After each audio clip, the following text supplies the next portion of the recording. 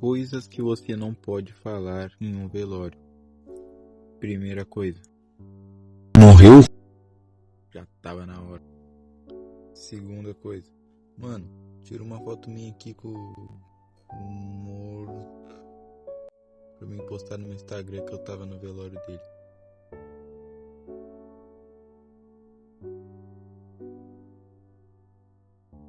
Isso não dá, né? Terceira coisa, mano, esse cara é um baita de um esperto. Morreu só porque tava me devendo. Nunca falem essa bobagem, a não ser que você queira ser expulso do velório. Última coisa, é essa aqui, ó. Caraca, olha lá, ele se mexeu. Aí todo mundo olha e você fala, ah, brincadeira.